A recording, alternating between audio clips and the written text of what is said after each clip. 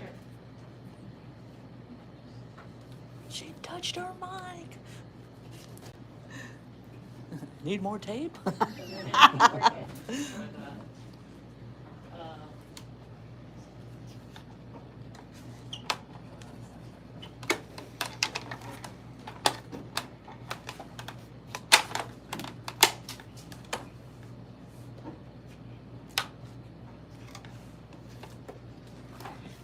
That's why I put mine on top. Okay. Here, I'll take this out.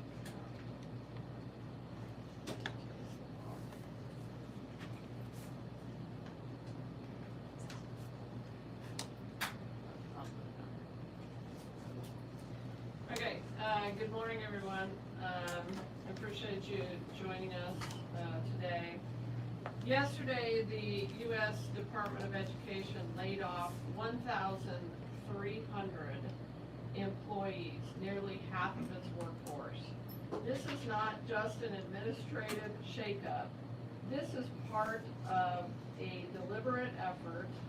Excuse me just a second. Never happened to me. Murphy's Law at work today. Exactly. So earring. This is not just an administrative shakeup. This is part of a deliberate effort to dismantle public education in this country.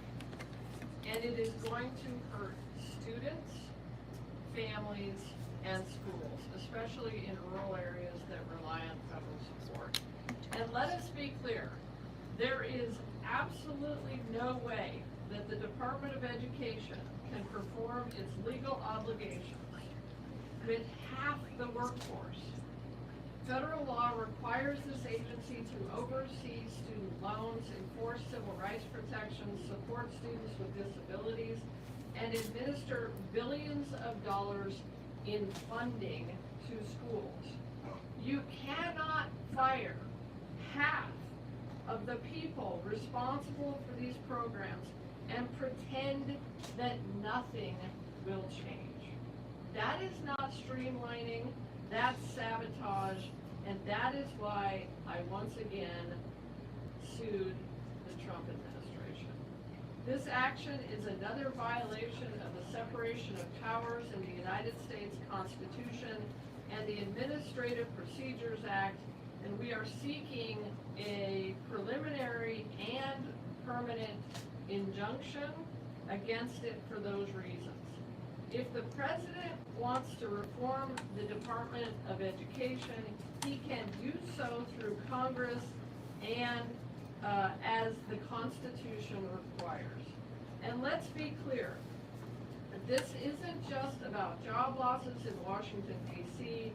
This is about what happens to real people in real communities when you gut the agency responsible for keeping our education system running. The Department of Education is responsible for Pell Grants, work study, and student loans, among other things. With fewer employees handling financial aid, students who rely on federal assistance to attend college will face delays, confusion, and uncertainty about their futures. The individuals, there are a number of programs who are going to be affected by this. And I want to talk about those programs. The Individuals with Disabilities Education Act, IDEA. The IDEA requires that the federal government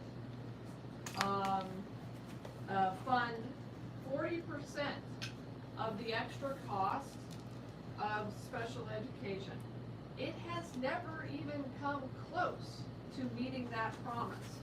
And now, instead of fixing that failure and really supporting students with special needs, the Trump administration is making it worse with fewer staff, fewer resources, and more students left behind. Title I funding helps schools with high numbers of low-income students, many of them in rural areas. Cutting staff means less oversight and less money reaching the schools that need it most. Approximately 135 of Arizona's 223 public school districts are in rural Arizona. They serve about 35% of all students in the state, and over 23% of Arizona's rural students live in poverty. Rural communities depend heavily on their local public schools to provide many, many services beyond education. Unlike urban and suburban districts, rural districts are not able to rely on tax credits, bond overrides for funding, and that makes them even more reliant on federal grants and Title I funding. And I really want to emphasize that. We're talking about a dramatic impact as a result of this executive order on our rural school districts, who really are at a disadvantage when it comes to being able to rely on bond overrides to fund schools. So they more disproportionately rely on this federal funding. Teacher training grants provide professional development to help schools recruit and retain educators. We have already seen some of these grants go away, which has led to teacher layoffs here in Arizona. Just last week at the town hall that I co-hosted with my fellow attorneys general, we heard directly from an Osborne district teacher who will be laid off at the end of the school year because of the DOGE cuts, and these firings will only make that situation worse. What other functions of the Department of Education are at risk as a result of this action being taken by the Trump administration? Let me name a few really big ones. Vocational rehabilitation programs, which help people with disabilities train for and find jobs. Adult education and literacy grants. Fund GED programs, workplace training, and English language instruction. Career and technical education programs help students get job certifications for in-demand trades and industries. These are critical programs for working adults and students looking for good paying jobs. Defunding them means fewer opportunities for economic mobility. CTE programs in Arizona help students gain skills in the construction trades, engineering, plumbing, and nursing, among others. They are a pipeline to good paying jobs for students across our state. The Office for Civil Rights within DOE investigates discrimination in schools. With fewer employees to enforce the law, students facing discrimination and harassment will have fewer protections. The Department of Education runs the nation's report card, which tracks student achievement. Without that data, we have no way of measuring how our schools and our students are doing. The Department of Education isn't just some office building in Washington, D.C. It helps keep Arizona's public schools running. It ensures students with disabilities get an education and helps families afford to send their kids to college. Defunding it and indiscriminately firing half of its employees doesn't fix problems, it creates a whole lot of new ones. It hurts students, weakens our rural schools, and takes away opportunities from the people who need them the most. And let's not pretend that this is about making government more efficient. It's not. It is destruction. It isn't about better education policy. It is about tearing down public education by those who want to privatize it for profit. That is what this is fundamentally about. And as Arizona's Attorney General and a proud graduate of Arizona's public schools, including Prescott High School, I am not going to stand by and let that happen. So I would be happy now to take any questions that you have about the lawsuit that we filed, but I wanted to make those initial points. Yeah. AG Mayes, Superintendent Horn supports the move, says that he'd like to control federal dollars to Arizona schools. How realistic is it that his office could take on these services? It's absolutely, utterly absurd. I saw those comments that he made on KTAR yesterday, and I couldn't believe it. Literally, my jaw dropped, and I almost fell on the floor. The Arizona Department of Education is already massively underfunded. It is already incapable of even competently administering the voucher program. And the idea that Tom Horn and the Department of Education is going to be capable of administering all of the programs that I just laid out is ludicrous and ridiculous. So I don't know why he said that. Tom Horn knows better. He's been the superintendent long enough to know better, but that's not what's going to happen. What's going to happen here, and we're already seeing some evidence of this, is that the U.S. Department of Education has been gutted and has lost basically half of its workforce, and the programs that they administer are not going to be administrable.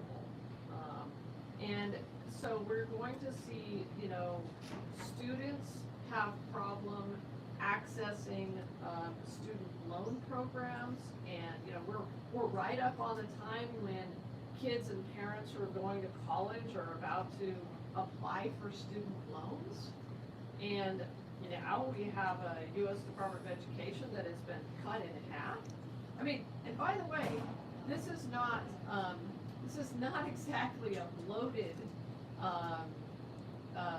agency. We're talking about an agency that has a little more than 4,000 employees. I mean, my office has 1,000 employees. This is a federal agency that handles all of these programs for the entire country and for all of these school districts in Arizona. So, no. And what I suspect is really going on here is what they want to do is basically block grant, although they haven't technically said this yet. Who knows what their plan is? But I think they probably want to try to privatize all this, block grant it back to all the states and try to have it become voucher program, become a part of the voucher program. But again, what happens to our rural school district? What happens to our parents who have children with special needs? Just think about that.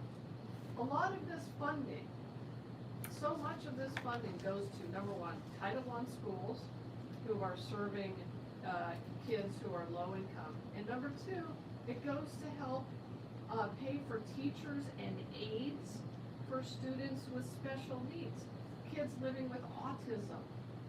If I were a parent with a child with autism in Arizona right now in public schools, I'd be really worried about this, because the funding for their teachers, for the special needs teachers in our school districts, comes from the Department of Education.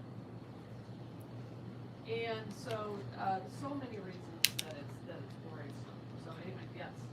This is the 7th lawsuit that you and your office have filed against the Trump administration. Is this taking away from the job that you and your office have been tasked with? No, it is absolutely not. What I would say is that, as you know, we are very busy in other areas. Just yesterday, we filed a lawsuit against a number of entities in the real estate industry alleging consumer fraud. My office has seized more fentanyl in my first 2 years of office than my predecessor seized in his last 2 years of office. And I could go down the line. As you guys know, you've been in this room enough times to know that we are really active. And I have a fantastic Solicitor General's office who are handling these lawsuits. The other thing I would say is we're working in tandem with other states and other state AGs, and so the work gets divvied up and we're able to handle it that way. But, you know, is this my preference to have to be suing the Trump administration now 7 times? No. I wish the President of the United States would follow the Constitution and the law, but I took an oath. I raised my right hand and I put my left hand on a Bible, and I said, it's my job to uphold, I promised to the people of this state to uphold the United States and the Arizona Constitution and to protect them. And that's what all of these lawsuits have been about. They're about protecting the people of Arizona. And in this case, it's about protecting the students and parents of the state who are really going to be devastated if this action is allowed to stand. Well, hopefully we will stop it. We're seeking a preliminary injunction against it, but it's really, really important. So, yeah. How many states are joining you in this lawsuit? I believe the count was 20 plus us. 20 plus us, so that would be 21 total states are on this particular lawsuit. Other questions, and then I have some I have a question not pertaining to this, but was hoping you could answer. Senator Everett Burge requested an audit from the state legislature into the opioid settlement fund, specifically the more than $100 million allocated to the Department of Corrections over concerns about those funds being misused. Would you support an audit into the opioid settlement funds, and do you have any concerns that those funds at the DOC are being misused and not used for the funds they're intended for?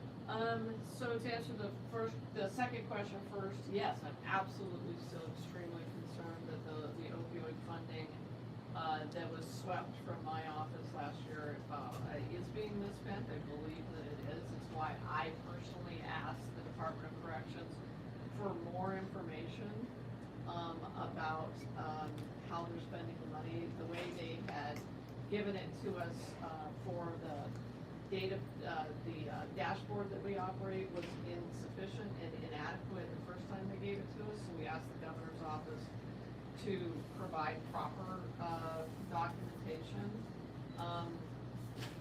So I support Senator Burch's call for an audit. I hope it's an audit by an entity that is truly independent and something we are interested in. Like, we're coming up on what could be, frankly, a constitutional crisis about this, because I have no intention of allowing this money to once again be misspent.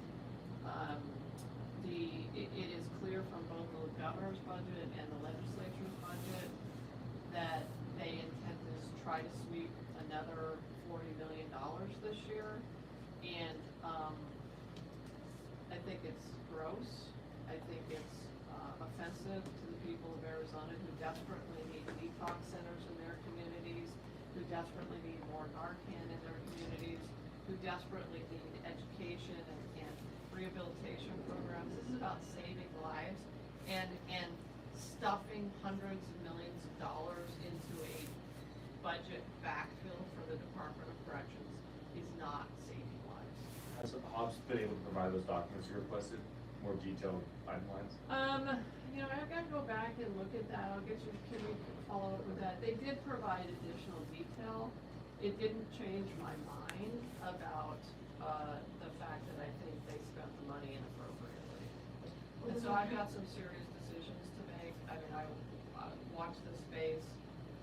We are actively discussing this and what our next steps are going to be. Lawsuit, maybe? It's not off the table.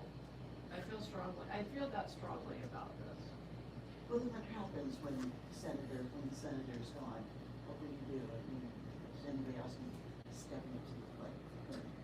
With Barbara, when Well, it's Senator Birch. She's Oh, gonna be resigning soon, so what are you gonna do? Yeah, well, I would say, I don't think she's the only person in the Senate that's concerned, or in the legislature that shares my concern about this.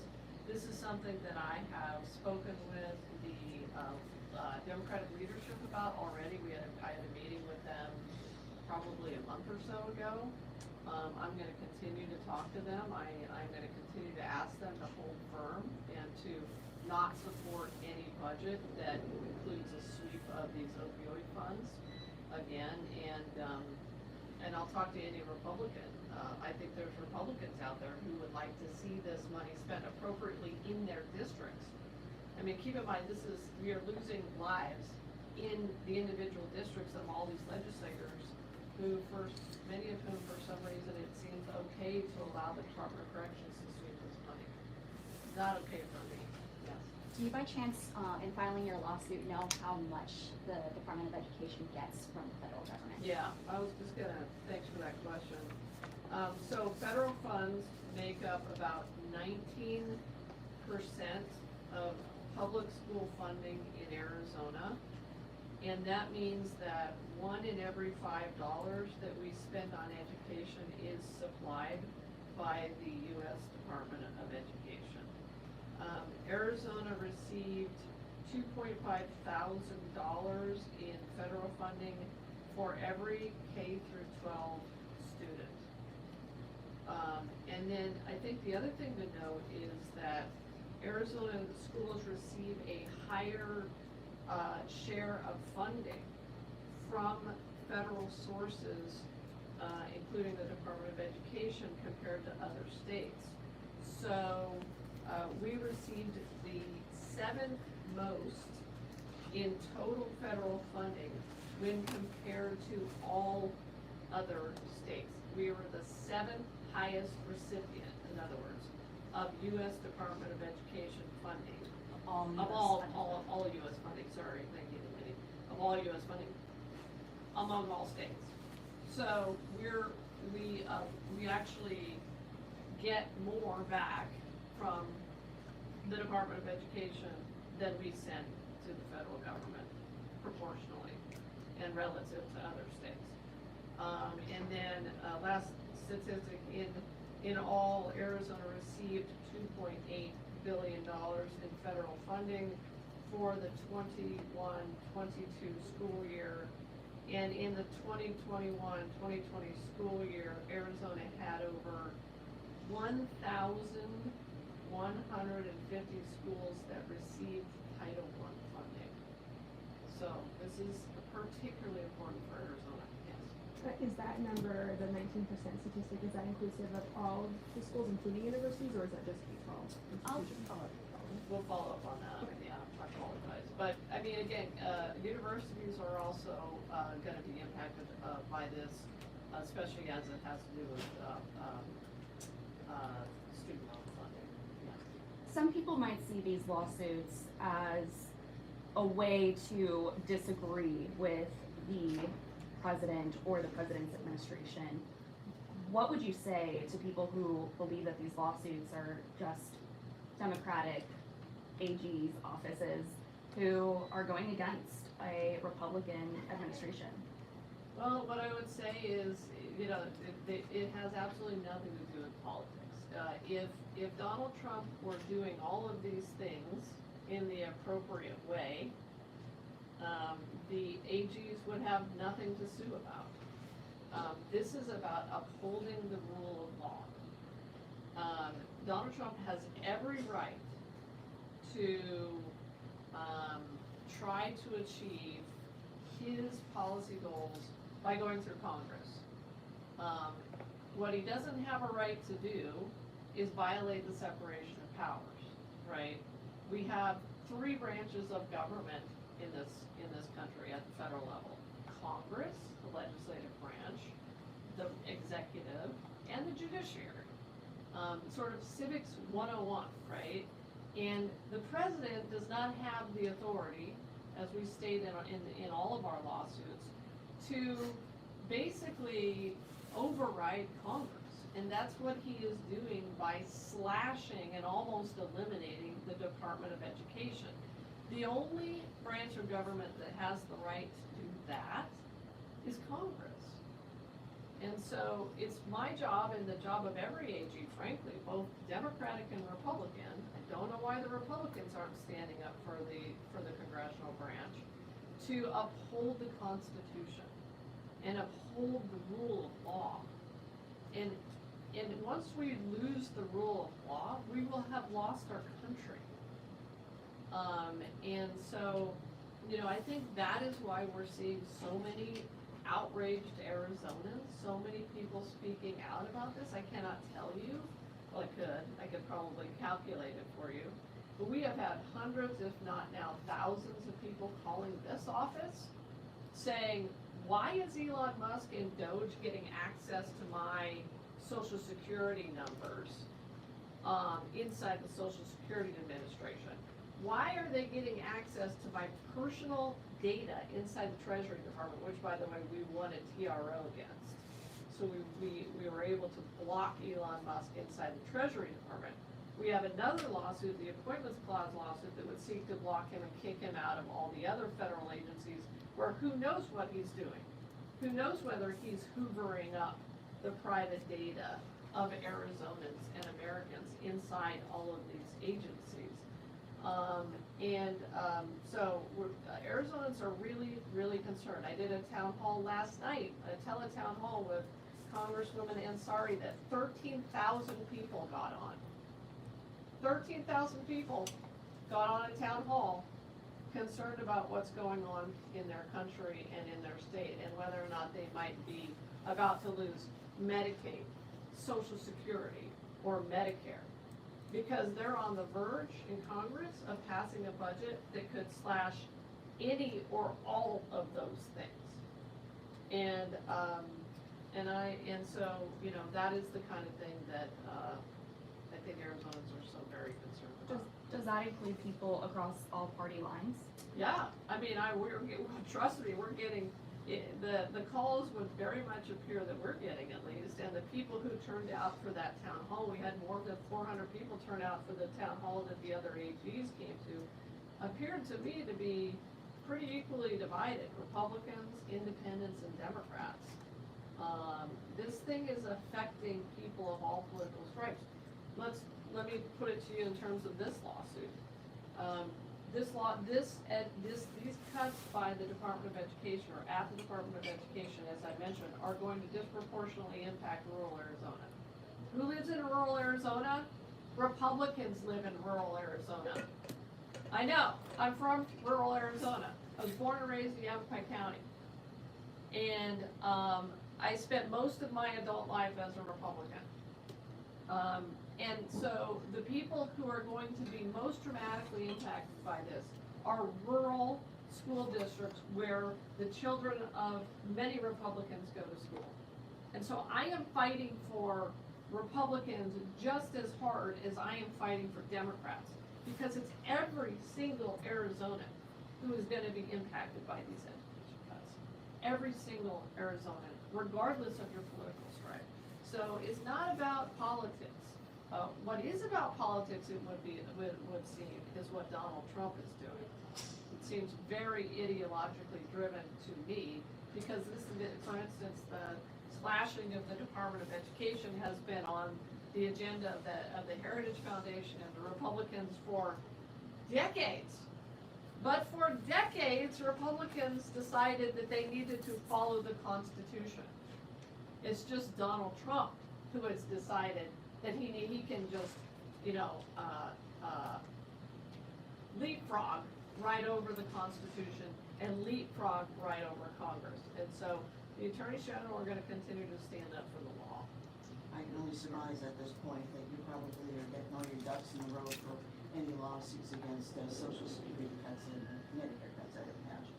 Yeah, I mean, we're keeping a very close eye on Social Security and Medicare and Medicaid. We are seeing things happening inside the Social Security Administration that are very concerning related to Doge. I just read reports yesterday, you probably have as well, indicating that that Doge has shut down or is trying to shut down the phone system inside Social Security, which would make it very, very difficult for our older Arizonans who don't have access to a computer to find out information about their Social Security payment. On last night's town hall, we had a number of seniors call in and very worried about their Social Security payments. And then if you look at the budget that the House passed in the last few days, it's unclear to me how they could actually pass that budget without slashing Medicaid or any, or a couple of these other major programs. And if they succeed in this budget, how soon do these cuts go into effect? I don't know. That's a great question. I'm not sure. But it might not pass. Yeah, it may not pass. We'll see. I mean, remember, the Senate plays a role here.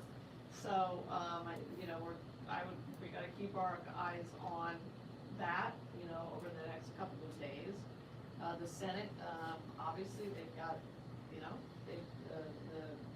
need to get to 60 votes, to pass, and pass some sort of resolution that would keep government open. But the House passed is obviously unacceptable and would allow Elon Musk to continue to engage in this kind of sledgehammer approach to cutting our government and destroying our Constitution.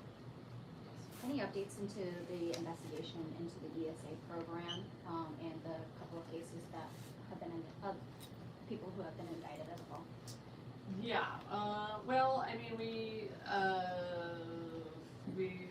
no real updates. So we obviously have the two, convictions, and, one was resolved in a different way in court, but we can follow up with you. Yeah, the settlement of it. And, yeah. Last question. What would you say for people who are wondering what exactly these lawsuits are accomplishing? So what they're accomplishing is, we are stopping some of the worst, repercussions of the executive orders. We were able to stop, the federal funding freeze, which would have had huge impacts on our state, because we wanted TRO. That federal funding freeze, as you guys know, would have cut Meals on Wheels, Head Start. It would have demolished my efforts to go after the Mexican drug cartels by defunding HIDA. It actually defunded the police. It would have cut Phoenix Police Department by $39 million. It would have potentially eliminated funding for things like the raising of Roosevelt Dam, which is vital for our survival as a state. I mean, I could go on and on and on.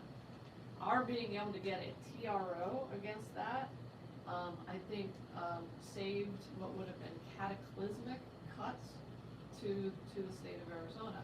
The NIH lawsuit, we were able to stop, at least for now, the cuts to our universities that were doing critical research on things like cancer. It would have, that NIH action by President Trump would have meant that Banner Health would have had to stop doing its Alzheimer's research. That's what we're talking about. We're talking about human lives that will be forever impacted by these actions by Donald Trump, and that is why I'm fighting so hard. That is why we are going to continue to file these lawsuits to protect the state of Arizona. And I could go on and on and on and on. We were able to stop the birthright citizenship executive order, which was blatantly unconstitutional. And Donald Trump apparently thought he had the right to override Article 14, Section 1 of the United States Constitution with an executive order, which states that all persons born in the United States are citizens of the United States. And we got a TRO in that case from a Reagan-appointed judge who took 25 minutes to declare it blatantly unconstitutional. We also got a TRO, as I mentioned, against Elon Musk and Doge for infiltrating and getting inside the Department of Treasury and getting access to people's personally identifying information. And I would add, the reason that I have said and used strong words about this being a coup against our country is because on at least once, but maybe twice, the Trump administration has actually violated several of these court orders from a federal judge. And that is a Rubicon that we have rarely, if ever, seen crossed by a United States president.